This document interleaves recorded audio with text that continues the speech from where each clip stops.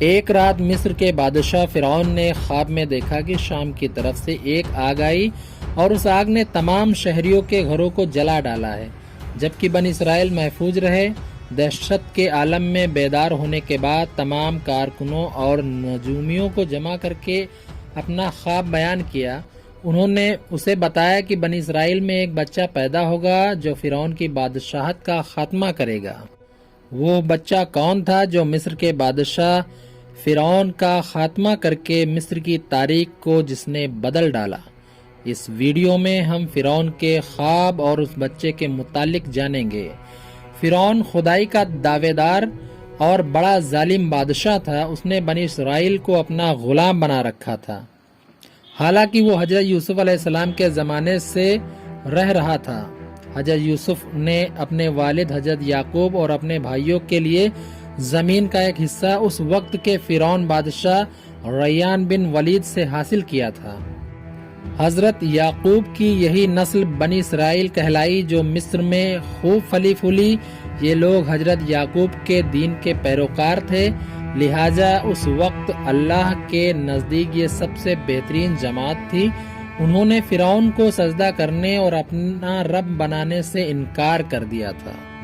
اسی وجہ سے بادشاہ اور اس کے حواری ان پر ظلم و ستم کے پہاڑ ڈھاتے تھے اور ان سے گھٹیا کام کرواتے تھے۔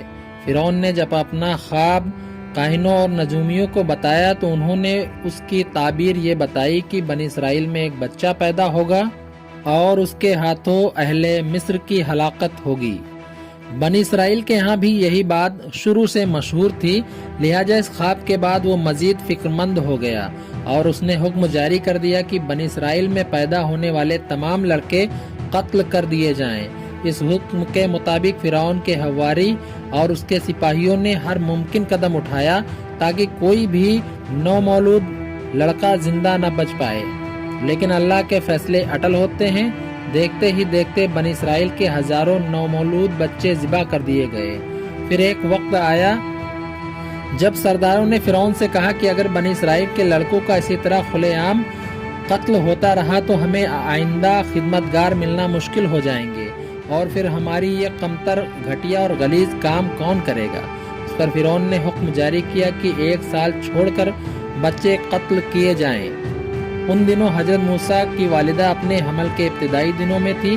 اللہ نے ان کی حفاظت کا سامان اس طرح فرمایا کہ ان کی والدہ پر معمول کے مطابق حمل کے آثار ظاہر نہیں ہوئے، جن سے آپ فرعون کی چھوڑی ہوئی دائیوں کی نگاہ میں نہ آئیں، یہاں تک کہ پیدائش کا وقت آن پہنچا اور انہوں نے بچے کو جنم دیا۔ اس بارے میں سوائے قریبی لوگوں کے کوئی اور نہیں جانتا تھا۔ نجومیوں نے فرعون کو اطلاع دی کہ بچہ پیدا ہو چکا ہے۔ اس اطلاع نے فرعون کو بدحواس کر دیا۔ اس کے سپاہیوں نے گھر گھر تلاشی شروع کر دی۔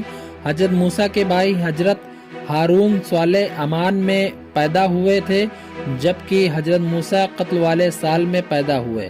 حضرت موسیٰ کے والدین سخت پریشان تھے۔ 3 مہینے تک انہوں نے حضرت موسیٰ کو چھپا کر رکھا، لیکن زیادہ عرصہ تک بچے کو شاہی جاسوسوں کی نظروں سے چھپا کر رکھنا ممکن نہ تھا۔ پھر بھی انہوں نے اپنی پوری کوشش کی، یہاں تک کہ ان کے پاس اللہ کا حکم آ گیا۔ یہ حکم اللہ نے ان کے دل میں ڈالا تھا۔ حضرت موسیٰ کی والدہ کے دل میں خیال آیا کہ تابوت کی طرح ایک صندوق بنایا جائے اور اس بچے کو صندوق میں رکھ دیا جائے اور اسے دریائے نیل کے بہاؤ پر چھوڑ دیا جائے۔ حضرت موسیٰ کی ماں نے اللہ کے حکم کے مطابق بچے کو صندوق میں رکھا اور دریا میں پھینک دیا۔ ساتھ ہی حضرت موسیٰ علیہ السلام کی بہن سے کہا کہ تم اس کے پیچھے پیچھے چلتی چلی جاؤ۔ لہٰذا وہ دریائے نیل کے موجوں میں چلتی چلی گئیں اور کنارے کنارے چلتی جا رہی تھی اور اپنے بھائی کی نگرانی کرتی جا رہی تھی کہ دریا میں ڈالنے کے بعد وہ کہاں جاتے ہیں۔ صندوق بہتا ہوا محل کے تالاب تک پہنچ گیا۔ وہاں فرعون کی بیوی ملکہ اور خادمائیں لطف اندوز ہو رہی تھیں کہ اچانک صندوق پر ملکہ کی نظر پڑی۔ کنیجوں کو حکم دیا کہ صندوق کو تالاب سے نکال لاؤ۔ صندوق کھولا گیا تو اس میں ایک حسین اور تندرست بچہ آرام سے لیٹا ہوا انگوٹھا چوس رہا تھا۔ ملکہ بہت خوش ہوئی۔ انہوں نے ममता में आकर उसे मोहब्बत से देखा और गोद में उठा लिया। मलका ने सोचा कि इस बच्चे को बेटा बनाकर पालना चाहिए। महल में किसी ने खदशा जाहिर किया कि ये बच्चा बादशाह के सल्तनत को ख़त्म करने का सबब बन सकता है। फिरौन के दिल में भी ये ख्याल आया कि कहीं ये बच्चा बनी इसराइल का वो लड़का ना हो जिसके बारे में मौलवियों ने पेशन गोई की थी और नजूमियों ने हमें इस बात से आगाह किया था।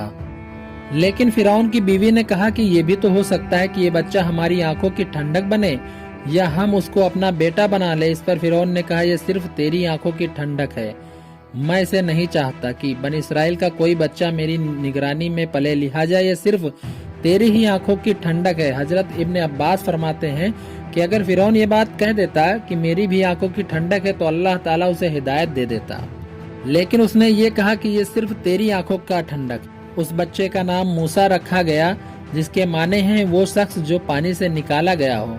बच्चे को जब महल में ले जाया गया तो उसने दूध के लिए रोना शुरू कर दिया। बच्चे के पास दूध पिलाने वाली लाई गई, लेकिन बच्चे ने किसी औरत का दूध ना पिया। जो औरत आपको दूध पिलाने की कोशिश करती नाकाम हो जाती। में परवरिश करे और उस बच्चे के खैर ख्वाह हो, इसलिए कि वो एक गरीब घराना है। जब उन्हें मालूम होगा कि ये बच्चा फिरौन के घराने में आया है तो उन्हें इनाम व इकराम मिलने की उम्मीद होगी। उस घर में एक नेक सीरत खातून है जो उस बच्चे को खुशी खुशी दूध पिलाया करेगी। फिरौन की बीवी ने कहा, चलो ठीक है। लिहाजा आपकी बहन उसी घर में ले कर आई। वालिदा मोहतरमा ने बच्चे को दूध पिलाया तो आपने फौरन दूध पीना शुरू कर दिया। अब चूंकि बच्चे ने किसी और का दूध पीना कबूल नहीं किया था, इसलिए वो खुद बच्चे को लेकर आते थे। इस तरह मूसा अलैहिस्सलाम की वालिदा का बेहद एहतराम होने लगा। इस तरह हजरत मूसा अलैहिस्सलाम शाही महल में परवरिश पाकर जवान हो गए और पूरे तवाना हो गए। लिहाजा अल्लाह ने आपको नबूवत के मनसब पर फाइज किया। आपने बनी इसराइल को फिरौन से आज़ादी दिलाई और मिस्र से निकल गए। फिरौन ने बनी इसराइल को ख़त्म करने के लिए लश्कर को रवाना किया। जब बनी इसराइल बहर अहमर के करीब पहुँचे तो अल्लाह ने उनके लिए दरिया के बीच रास्ते खोल दिए। वही मौका था जब फिरौन का ख्वाब पूरा होने वाला था और उसकी बादशाहत और लश्कर तबाह व बर्बाद होने वाली थी। बनी इसराइल तो समंदर के पार चले गए और जब फिरौन अपने लश्करों समेत उसके पीछे आया तो समंदर का ये रास्ता बंद हो गया और वो अपने लश्कर समेत उस समंदर में गर्क हो गया।